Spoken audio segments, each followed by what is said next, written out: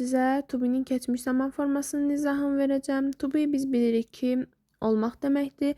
Keçmiş zamanda əgər Azərbaycanca tərcüməmizdə cümlədə idi varsa, bilirik ki, bu cümlə keçmiş zamanda olacaq. İdidən əlavə yesterday, dünən varsa və ya last month, keçən ay, last year belə kimi ifadələr varsa, biz bilirik ki, bu cümləmiz keçmiş zamanda olacaq.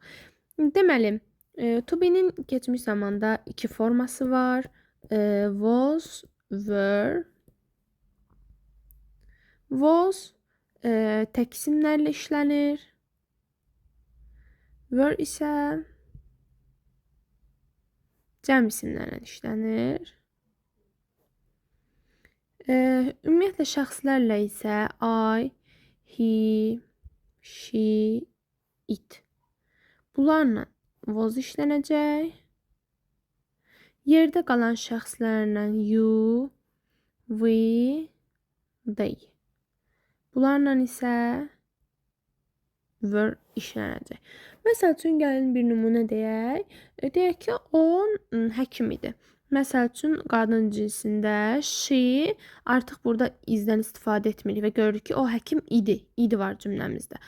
She ilə dedik ki, was işlənəcək. Ona görə olacaq. She was a doctor.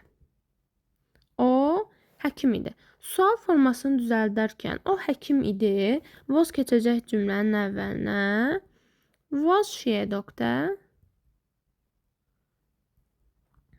İnkarında isə was'dan sonra not yazılacaq. Yəni bu əsas cümləmizə, təsdiq cümləmizə əsasən bunları eləyirik ki, was cümlənin əvvəlinə keçir. Was word'dən sonra inkarına not yazılır. Yəni bu sual cümləsinə əsasən yox, təsdiq cümləmizə əsasən. Deməli o həkim deyildi. Artıq burada bu formada olacaq. O həkim deyildi. Keçmiş zamanda. Bu zamanda olacaq. She was not a doctor. Bu bəzən belə də verilə bilər. Wasn't. Və ya weren't də verilə bilər. Yəni belə də görsəz çaşmayın. Məsələn, aren't. İndiki zamanda are not, aren't kimi. Is not, isn't kimi də verilə bilər. Yəni bunlar da notun qısaldılmış formasıdır.